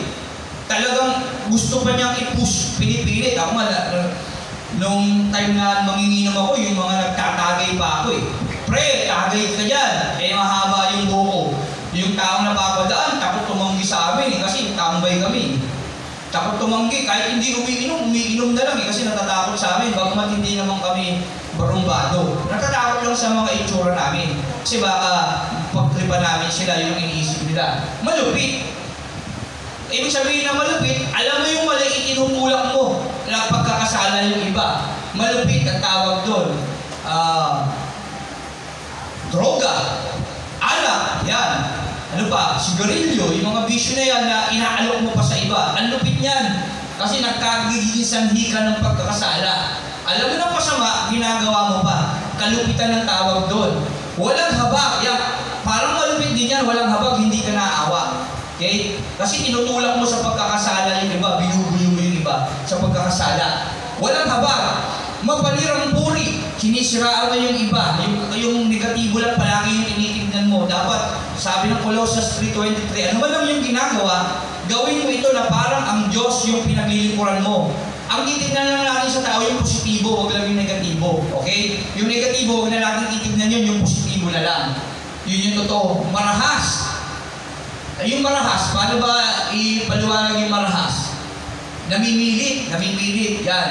Yung talagang pinipilit niya yung mga bagay na gusto niya. Kasi ang kasalanan, pamumuhay sa sarili, dapat sinusunod natin yung Diyos. Huwag natin pilitin kung hindi kalooban ng Diyos. Mapusok, may mahina naman. Hindi mapaglabanan yung sarili. Hindi kayang gamitin yung self-control. Hindi kayang panindigan yung free will sa tama. Namumuhay siya mabuti. Paano namumuhay siya mabuti? Tapos karagdagang pa niyan, sige, taas mo, brother Joshua. Siya magiging mga taksil, pabaya, mayabang, mahilig sa kalayawan at walang pag-ibig sa Diyos. Yan. Tingnan nyo tayo. Si church, pag nag-invite ka, pasensya na, pastor, kasi magluluto kami. Mahalaga pa yung pagluluto kaysa sa pag-church, paglalaba, kaysa sa pagsisimba. Pakikinig ng salita ng Diyos, mahalaga pa yung pamamasyal. Yan. Walang pag-ibig sa Diyos ang tawag doon. At lahat ng yan na nakikita natin sa palibot natin ay sign na malapit na dumating ang Panginoong Yesus. Kasi sabi ng Pilipos 4:5, ipadama ninyo sa lahat ang inyong kabutihang loob. Malapit nang dumating ang Panginoon. So, ibig sabihin, yung mga bagay na yan na nabunggit, sign na malapit na dumating ang Panginoon. Kaya dapat tayo, yung kabutihan natin loob, gawin na natin ngayon. Sabi ng Matthew 24, mapalad ang alipindak na ng Panginoon na ginagawa niya ang kanyang tungkulin. Okay? Kaya dapat, kahit na tayo nahihirapan sa buhay natin, huwag mawawala yung kabutihang loob natin. Kasi malapit nang dumating ang Panginoon at inuutos niya yun sa atin na gumawa tayo ng mabuti. Huwag kayong mabalisa tungkol sa anumang bagay. Huwag kayong matakot sa paggawa ng mabuti, sabi dito. Kung naghihirap kayo, hindi kayo makagawa ng mabuti, huwag kayong matakot. Gumawa kayo ng mabuti kahit nahihirapan kayo. Sa halip, bakit? Ano dapat kong gawin? Sa halip, hingin ninyo sa Diyos ang lahat ng inyong kailangan sa pamamagitan ng panalangin may pagpapasalamat. Kaya hindi issue yung kahirapan para gumawa tayo ng mabuti sa buhay natin na kahit na tayo nangangailangan din.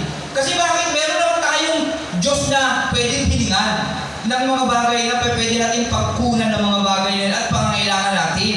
Maniwala at manampalataya lang tayo sa Diyos at matutong maghintay sa tamang kapanahunan. Kasi ang pagpapala, kung minsan instant, kung minsan gradual. Matuto lang tayo maghintay. May tatlong klase ang panalangin na sinasabi ang panalangin, minsan, instant, minsan, gradual, minsan, hindi. Tama. Hindi kalooban kasi merong higit na plano ang Diyos para sa atin. Kaya kung hindi mapasa atin yung ating gustong gawin na hiniling natin sa Panginoon, baka hindi para sa atin yun at baka ikapahamak natin. Kaya baka may ibang mas higit na plano ang Diyos. Hintayin lang natin. At ang kapayapaan ng Diyos na hindi kayang maunawaan ng tao, ang siya mag-iingat sa inyong puso at pag-iisip dahil sa inyong pakikipag-isa kay Kristo Jesus. Kaya yung kabutihan ng Diyos na yun ang hayaan natin ang masunod na hindi natin kayang arukin kasi tayo likas. Magaling tayo, matalino tayo mag-isip. Yung mga suliranin tayo gumagawa ng solusyon. Hindi kasi imposible. Hindi kasi ito yung dapat Kahit na wala na sa palatuntunan ng Diyos, tandaan natin kahit ilang milyong kabutihan pa sa palagay mo yung gagawin mo, kung wala sa palatuntunan ng Diyos yun, mali pa rin yun. Hindi pa rin ayon sa kalooban ng Diyos yun, magkakasala ka pa rin. Dapat, kumikilos tayo sa ilalim ng palatuntunan ng Diyos. Kasi kapag hindi palatuntunan ng Diyos, kahit mabuti pa yung kasalanan yun. Kasi yung kasalanan, paggawa ng mga bagay, gamit ang sarili mong kaisipan, kaalaman, lakas at kaunawaan. Kapag ginagawa mo lahat ng bagay, hindi palatuntunan ng Diyos, kasalanan tawag doon. Kahit mabuti pa yun. Okay? Kasi wala namang mabuti Sino yung mabuti? Ang Diyos lang ang mabuti, sabi ni Jesus, at si Jesus ginagawa lang yung kalooban ng Diyos. Kaya tayo dapat gawin natin yung kalooban ng Diyos na dapat nagpapasakop sa kalooban ni Kristo. Tama mo ba? Kasi iglesia tayo, ulo natin si Kristo, tayo katawan. Okay? Yun po ibig sabihin nun. Bilang pagtatapos, mga kapatid, dapat maging laman ng inyong isip. Yan. Ang mga bagay na karapat-dapat at kapuri-puri. Mga bagay na totoo. Ano yung totoo? Yung salita ng Diyos. Marangal. Ano yun? Yung kabutihan ni Kristo. Matuwid. Yung gawa ni Kristo. Malinis. Yung puso ni Kristo. Kaibig-ibig yung kalooban ni Kristo. At kagalang-galang yung buhay ni Kristo. Amen? Kasi Kristo yung kagalang-galang. Siya ay banal. Napagtagumpayan niya yung tukso. Yung laman, yung kasalanan. Okay? Nag-fasting siya. At siya tinukso sa pamamagitan ng tinapay. Pero sinabi niya, nasusulat. Hindi lamang sa tinapay na bubuhay ang tao. O, di ba, yung linggo, sino yung kasama rito nag-fasting? O, kami, fasting kami. Nagutom kami. Saglit lang yung tinapay sa amin, umus agad. Di ba? Eh kung yung demonyo nag-alok nun, wala pang alas 6. O, Ito na. Kaya nyo gawin tinapay, magpo-14 tinapay na yung upuan, baka magkatina namin yun sa gutom. Nasusunod, hindi lamang sa tinapay na mabuhay ang tao, dapat gawin din na namin yun. Tama? Saglit kami tinapay sa amin, gutom kami. O di ba? Kung biglang nangamoy hamburger habang nagpe-pray kami, siyempre kahit nagpe-pray ka, naamoy mo yun. Didilat ka nun, siyempre hindi na mo yung burger yun, nagugutom ka na. Tama? O mawawala ka na ng fasting mo. Nakapikit naman yung mga kasama ko, ako na lang kakagat, di ba? Wala naman nakakakita, o di natokso ka na ng kaawal. Ganun nangyari kay Eva Diba? Tinira siya ni Adan, nagugutuan ni Adan ng ahas, nagugutom siya Naghanap siya ng merienda, halimbawa wala sa Bible to, halimbawa lang. Naglalakad-lakad siya, kasi makakain ninyo ang lahat ng bunga ng punong kahoy sa halamanan. Maliban sa punong kahoy, sa bunga ng punong kahoy na bibigay kaalaman sa mabutit masama. Naghahanap-hanap siya ng mga prutas Gugutom siguro siya kasi yung merienda si Eva. At siguro sexy maglakad yun kasi gawa ng Diyos di ba? Mga mahinhin, mabagal maglakad, tapos talagang babae, nalalakad-lakad siya. Tapos napansin niya, tapos napatras siya. Nagbigay attention sa kanya yung bunga, yung puno. Di ba? Ayan rin yung as. Ang ganda. Nakita nasa ng mata. Nakita niya yung puno, napatras siya. Nakuha yung attention niya. Ang ganda. Ayan. Tapos taman-tama, nagugutom siya. Nakita niya yung bunga. Mukhang masarap kainin. Di ba? Pero bawal. Sabi tatalo siya sa isip niya. Bawal to kainin Siguro bumubulong-bulong pa siya, narinig siya ng ahas. Bawal kasi ito kainin, baka sabi ng Diyos, mamamatay kami. Hindi! Yung pasabi ng Diyos, kapag kinain niya, magiging parang Diyos kayo. Karoon ka na ng pride of life. Yan, yun yung nangyari nun. Nagugutom siya, nalakad-lakad siya sa halaman, nagkakat siya ng merienda.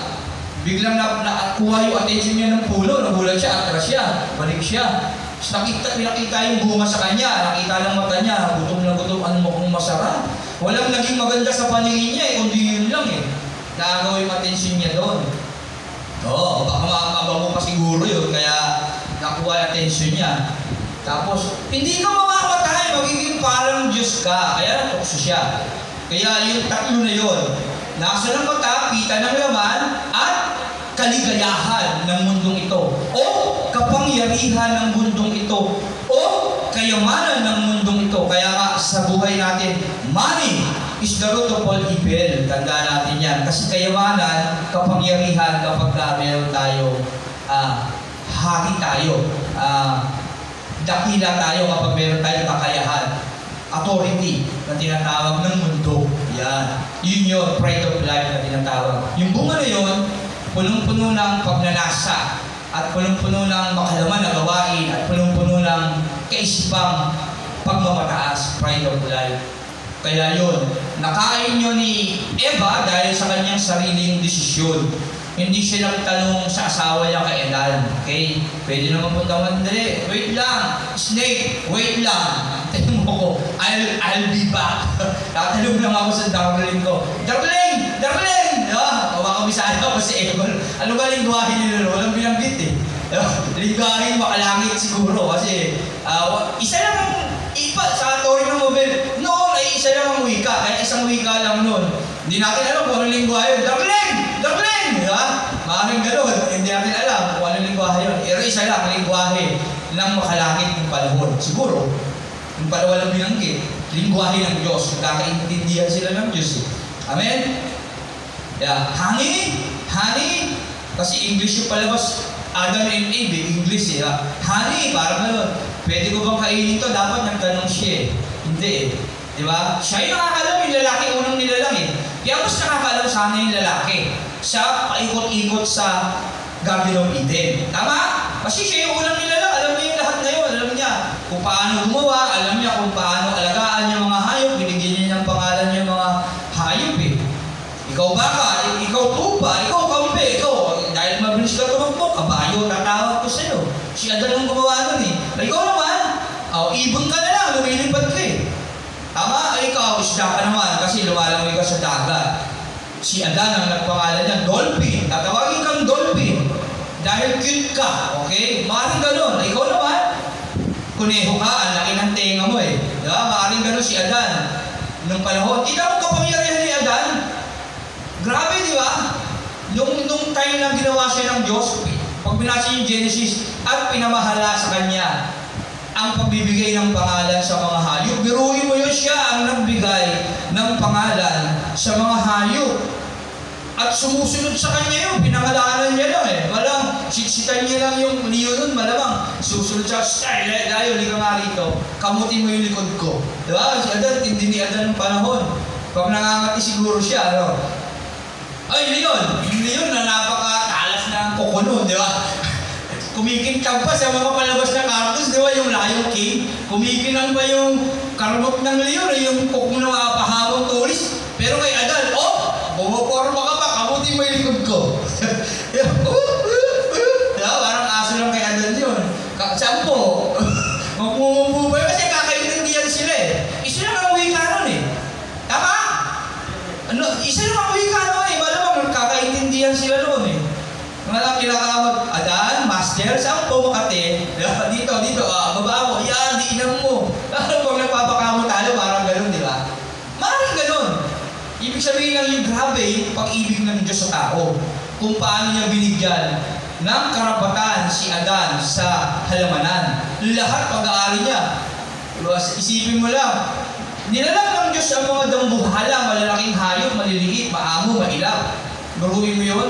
Kung gusto ni Adan pumunta sa kabilang isla, ang bilis. Mamimili lang siya ng hayop na pinakamabilis para makapunta doon. Ano yung pinakamabilis tumakbong hayop?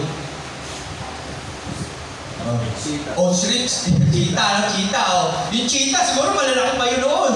Di ba? Malalaki. Pwede niya sakyan yun. Ang tuli nun, di ba? Pwede niya sakyan yun. Ano ba? Agila ang pinakamalaki. Agila, o kaya, ewan ko na ba yung dinosaur ba? Malalaki. Di ba? Kaya siyang buhatin. Kaya siyang buhatin. Pumunta ka rito, hihatid mo ko sa Boracay, parang kung may Boracay na noon, di ba? Ano ba? Sa Mount Everest, diba? Wala pa siguro, wala pa yun noon. Kasi Garden of Eden pa lang. Ipasyal mo sa Himpapawid, pwede niyang gawin niya noon, biruin niya yun. Kaya utusan ng lahat.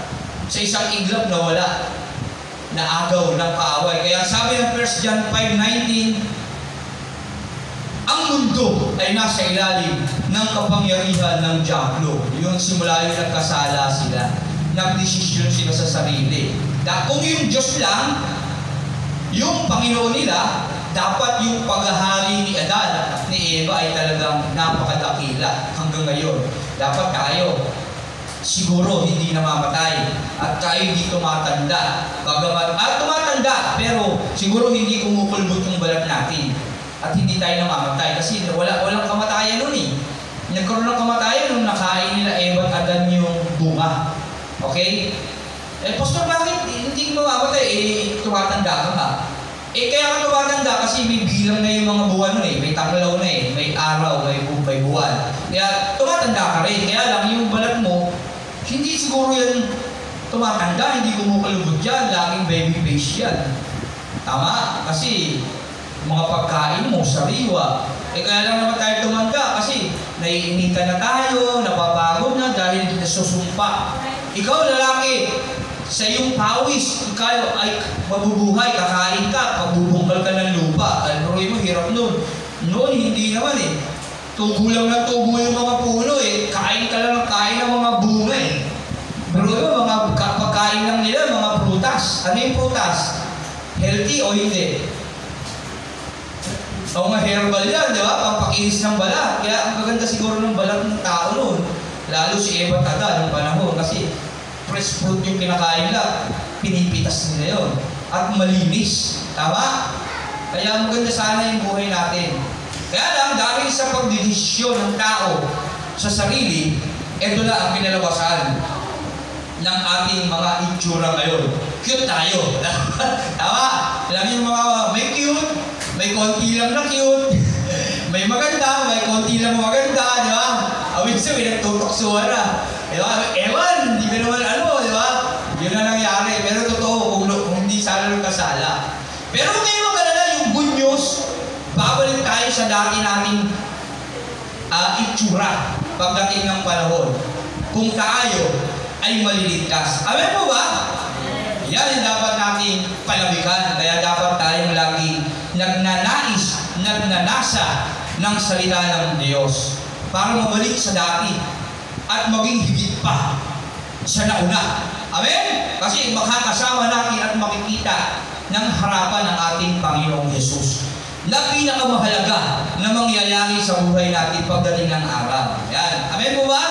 Kaya okay lang yan. Kalimutan na natin yung mga nangyari at harapin natin ang nakalaan sa atin ng Diyos. Yan. Sabi rito, Pilipos 4:8, bilang pagtatapos mga kapatid, dapat maging laman ng inyong isip ang mga bagay na karapat-dapat, kapuri-puri, ang mga bagay na totoo, marangal, matuwid, malinis, kaibig-ibig at kagalang-galang.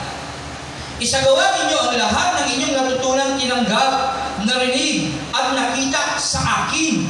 Sa gayoy, siya sa inyo, ang Diyos na nagbibigay ng kapayapaan. Yan sabi ni Pablo. Lahat ng bagay na nakita ng mga taga-Pilipos sa kanya, sabi niya, gawin niyo yun. Tayo rin naman, yung mga bagay na nakita natin kay Pablo, grabe si Pablo eh. Kahit buhay niya, inaari niya sa kapatiran. Sabi niya nga, gusto ko lang mamatay para maging masaya na ako sa langit eh. Para magiging baby face na ako dun. Kaya lang, dahil nakikita ko pa kayo, gusto ko na rin mabuhay, sabi ni Pablo. Kasi ayaw niya na may mapapahamak sa mga iglesia na pinapangalagaan niya. Sa gayon, sa inyo ang Diyos na nagbibigay ng kapayapaan.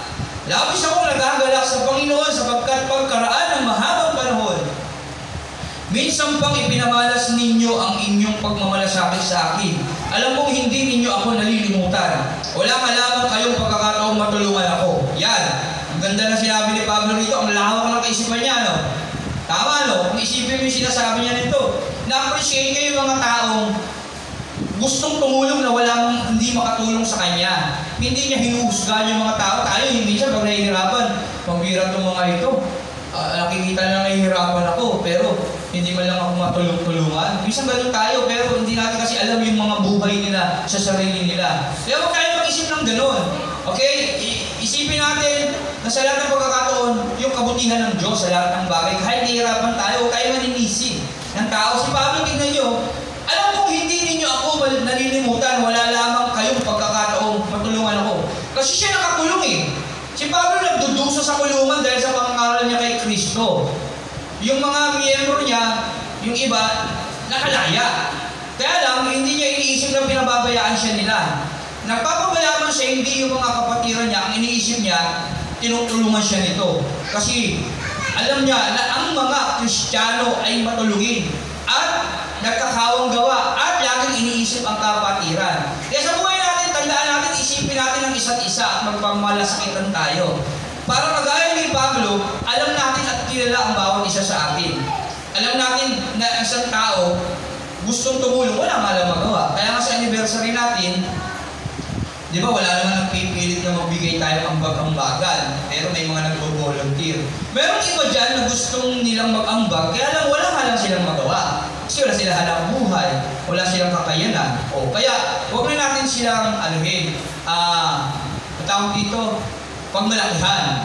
Magbigay ka naman, bisa may gano'n, magbigay ka naman, hindi ka nang bibigay, tagal-tagal mo ng miyembro. Huwag gano'n, walang ganulan, okay? Isipin natin na gusto nila, kaya lang wala nga lang silang pagkakataong makatulong. Amen?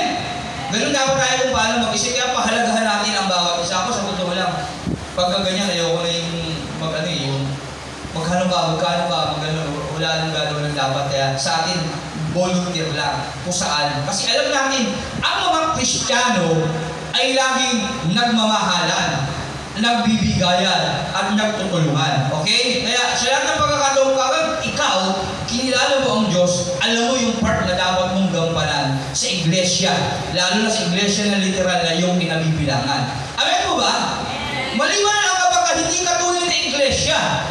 Talagang kahit meron ka, hindi ka magbibigay sa totoo lang. Kasi wala kang Holy Spirit, walang nagkukonvict sa'yo na gumawa ng mga bagay na dapat mong gawin. Tama? Kasi kaya lang naman tayo nakakagawa ng mabuti. Bakit? Dahil sa Holy Spirit na nasa sa atin na si Jesus na tinanggap natin. Pero kung wala yung Holy Spirit sa'yo, kailanman hindi ka marunong gumawa ng mabuti talaga, wala kang may makaisip na mabuti. Puro kasakiman ang maisip mo kagaya ng 2 Timothy 3. Tama mo ba? Kaya tandaan natin yan. Kaya ganoon si Pablo kung paano magsalita at mag-isip. Iniisip niya na may mga taong gustong tumulong sa kanya, wala nga lang magawa. Kaya ipinananalangin niya sa Panginoon. Kaya tayo, panalangin na natin lagi yung mga kapatiran natin sa ating mga buhay. Lalo na kapag sa sarili natin panalangin. Amen? Panalangin natin yung bawat isa. Amen? Hindi ko sinasabi ito dahil kayo pinaghahanapan ko. Kaya ayaw niyo yun ng tulong. Ayaw niya kasi yun. Natutunan ko ng masiyahan. Nagiging kontento maging anuman ang aking kalagayan. Nakakaingit si Pablo ng katangian niya kung tutusin lang no? Matindi siya Talagang kaya niya magtiis. Naranasan ko na ang maging kaos. Naranasan ko na rin ang managana kasi maganda yung trabaho niya noon nung English, yung ano pa siya, may rinili yun Mataas yung katungkulan niya pariseo siya Kaya nanagana na siya noon. Nagtunan ko na ang sikreto kung paano masiyahan at sa anumang kalagayan. Sa buhay ang mabusog o magutom, ang managana o maghirap. Ang lahat ng ito magagawa ko dahil sa lakas na kaloob sa akin ni Kristo. Sa lahat ng bagay, nagagawa niya ang lahat ng pagtitiis sa buhay niya dahil sa ating Panginoong Jesus, dahil sa paglilingkod niya. Sa lahat ng oras, tinitignan niya ang Diyos, ang kanyang patnubay. Gayon ba, ikinagagala ko ang ginawa ninyong pagtulong sa akin, mga paghihirap. Alam naman ninyo, mga taga-Pilipos, na kayo lamang ang iglesyang nakahati ko sa hirap at ginhawa na umalis ako sa Macedonia. Noong ako'y nagsisimula pa lamang sa pangangaral ng magandang balita. Noong ako'y nasa Thessalonica, makailang ulit ding pinadalhan ninyo ako ng tulong. So, ibig sabihin yung mga taga-Pilipos, sila pala yung kauna-unahan laging tumutulong kay Pablo noong nagsisimula pa siya. Hindi siya laging tumanggap ng mga kaloob, kundi ang nais ko ay makatanggap kayo ng masaganang gantimpala. Yan Sabi din ni Pablo rito, hindi niya nais na, sa totoo lang, hindi niya nais tumanggap palagi ng tulong. Siyempre, nag-iisip din siya na hindi sa lahat ng pagkakataon, tanggap lang tayo ng pagpapala sa Diyos. Tama ba? Dapat tayo rin magbigay ng pagpapala. Tandaan natin, hindi tayo pumupunta sa church para sa pagpapala. Kaya hindi tayo pumupunta sa church para mabawasan kasalanan natin.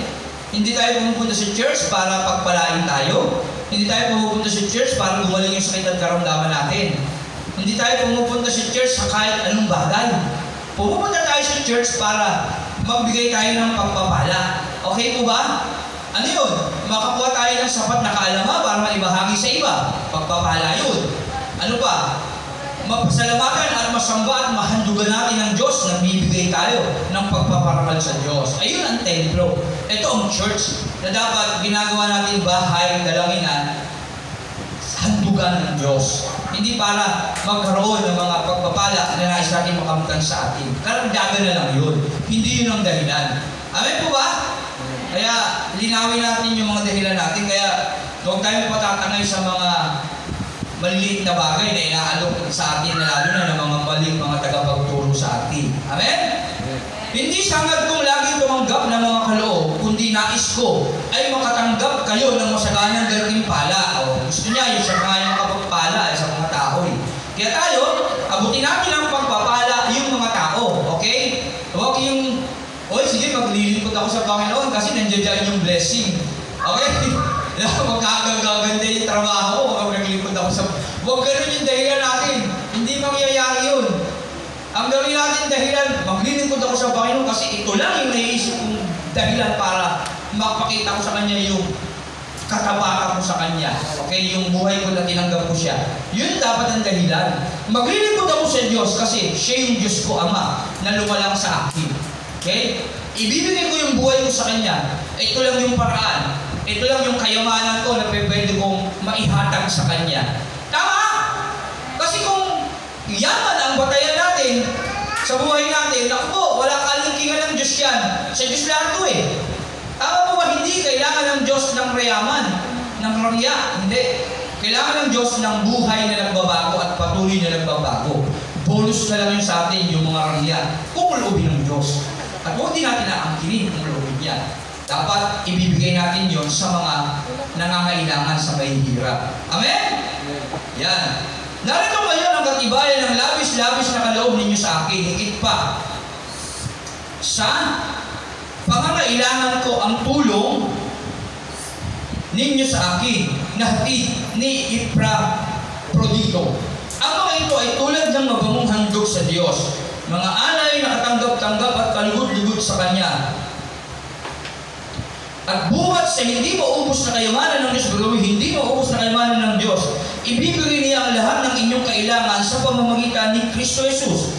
Purihin ang ating Diyos at Ama, magpakailanman. Amen. Yan. Paratingin ninyo sa lahat ng hinirang ng Diyos at nananalig kay Kristo Jesus ang aking pagbati ng ating mga kapatid na kasama ko rito. Binabati ko ng lahat ng mga hinirang ng Diyos, lalo na ng mga naglilingkod dito sa palasyo ng emperador.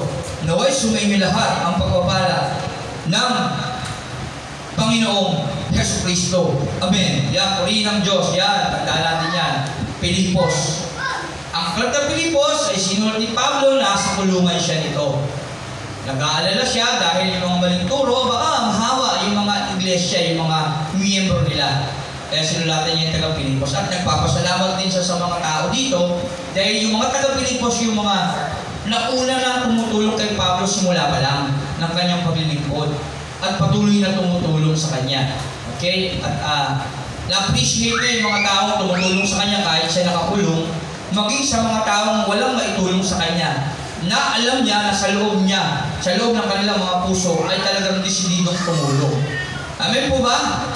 Kaya sa atin, ganun din.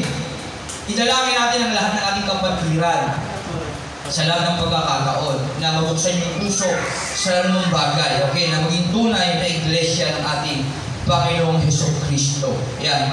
At huwag din tayo mag-alala sa mga nararanasan natin paghihirap sa ating buhay, gaya ni Pablo, na sa totoo lang yung kahirapan, yun yung pinaka-the best na way na magagawa natin mas maipakita natin sa Diyos yung pag-ibig natin sa Kanya.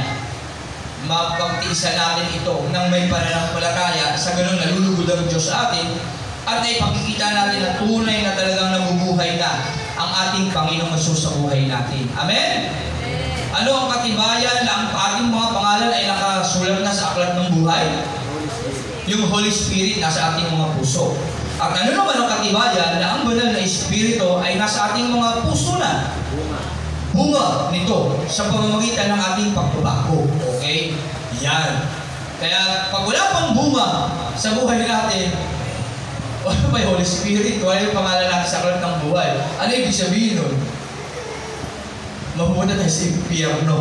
Amen? Hindi tayo sa buhay na walang sa impyerno tayo mapupunta.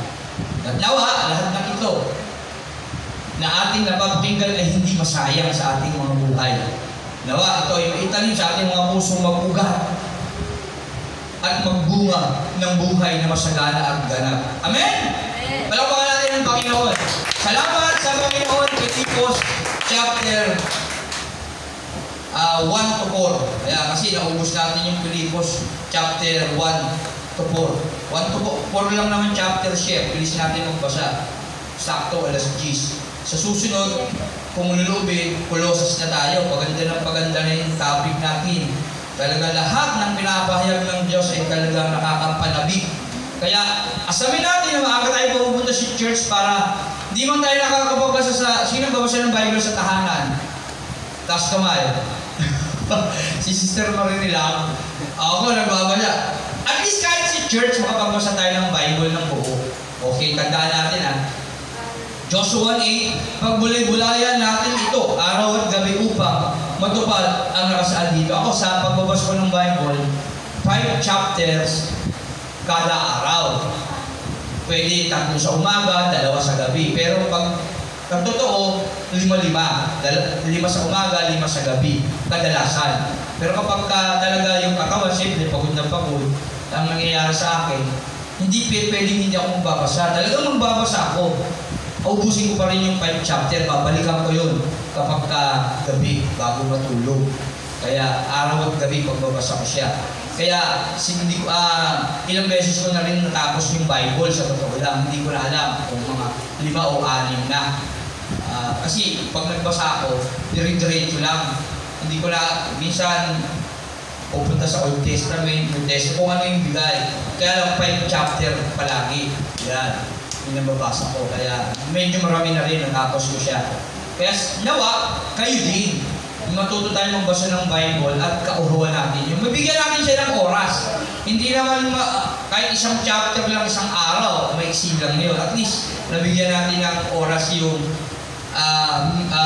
pagbabasa. Okay? Ng Bible. O, gusto nyo, meditate nyo na rin. Kabisaduhin nyo, meron magaling mag-meditate dito eh. Sa Bible eh. Diba? Nakita nyo yun sa mga quiz sa Facebook. Ang galing mo, 5 chapter, kinakabisado na, lupit, bata pa yun. Paunahan pa sila. Ang contest na magaling ng memory sa verse sa Bible. May magagaling doon, malay nyo, meron kayong gift na gano'n. Mahalaga, mabasa natin ito at malaman natin ang kabutihan ng Diyos sa buhay natin. Amen? Meron ba kayong tanong na gusto itanong tungkol sa ating tinalakay sa Pilipos? Sa Pilipos, nakakulong si Pablo noon, sinusulat niya ito sa mga taga-Pilipos. Okay? May tanong ba kayo? Tanong. Ayan, tandaan yan, yung mga ating natatapik. Kasi magagamit natin yan pag may mga tao nagtatanong sa atin. Magagamit natin yan, alam natin yung sasabihin natin. Okay? Kasi wala si pastor doon, sorry po, hindi ko alam. Pag tinanong ka, hindi pwede gano'n. Ngingitihan mo lang siya, sorry po. Nag-share ka ba, di ba? Halimbawa, share kami ng gano'n. Pagka gano'n hindi nyo alam, okay, sige po. Confident mo sagutin, pakibigay na lang po sa akin. Kukulitin po yung tanong, sulat ko po. Tapos pag-aaralan ko po sa tahanan. Tapos papalitan ko po kayo. Sasagutin ko po yan, okay? Ganon, gagawin natin. Huwag yung bigla kang tatawa, tapos bigla ka nang aalis. Huwag gano'n ha. Sagutin nyo siya ng maayos. Sulat ko po, kasi hindi ko siya napag-aralan pa. Pero pag-aaralan ko, promise, babalik ako. Pero balikan mo talaga, para maintindihan niya yun. Okay? Kasi minsan, subukan ka ng kaaway. Diba? Minsan, ano pa tayo? Minsan, yung nga, may mapagmataas. May konting nalalaman na tayo. Gusto na natin makipagdebate. May gano'n eh. Meron na pastor sa akin, gano'n eh. Medyo napagsabihan ko ng konti kasi nag-sharing lang kami. Hindi ko naman siya pinagsasabihan, nag-sharing lang kami. Tapos yung nag-share ako, nag-open ako, biglang parang hindi niya nagustuhan. Bigla niya na ako in English eh. English na agad. Alam ko na, pag naging English niya yung kausap ko, ibig sabihin, hindi tatanggap ko ng pagtutuwid. Hindi na to. Iniisip na nito na mas mataas siya kaysa sa akin. Alam ko naman, hindi ko naman siya pinag-aralan. Kaya lang, nasaktan siya sa ino-open ko. Kaya in-English niya na ako, tapos brother na tawag sa akin, hindi na pastor. Okay na naman tawagin ako ganun, pero sa tulong ng kanyang mananalita, nasa ano na siya, parang gusto niyang sabihin, hindi ako makikinig sa iyo, ikaw ang makikinig sa akin. Parang gano'n. Kaya, okay na mo, alam na ako sige. Okay. Tigil na natin ito. Pagpalain na tayo ng Panginoon pareho sa isa't isa. Magdalawin na lang tayo. Kaya gano'n. Kaya, maging humble lang tayo. Maging humble lang tayo palagi sa Panginoon. Okay? Pag hindi natin nalalaman, nabigyan natin palagi para turuan tayo ng Diyos. Amen? Yan. Pero ganun pa man, dapat magbuli-buli tayo ng salita ng Diyos para handa tayo sa lahat ng magtatanong. Amen? Lapakan natin ng Diyos. Yan. Sabi ng Panginoong Sus, tayo manalangin. Lord, salamat po sa umagang ito na yung pinagkaloob sa amin. Napakasaya at napakaluwag sa aming puso. Ang basahin, Panginoon, ang iyong banal na salita namin. Tanging kayamanan namin, Panginoon, dito sa mundo habang kami nabubuhay. Ang laging nananabik, Panginoon, sa iyong mga pangako na iyong nilalahad. Buhat sa iyong mga disipulo, apostol, Panginoon, na ginamit mo para sa amin, Panginoon. Salamat, purihin ka na mangyari nawa ang iyong kalooban sa amin, Panginoon. Ikaw lang ang aming itataas, maliban na wala ng iba. Muli, maraming salamat. Pinupuri ka namin sa salamatan sa tanging pangalan mo, aming Panginoon, sus naming tagapagligtas. Amen. Palakpakan natin ang Panginoon.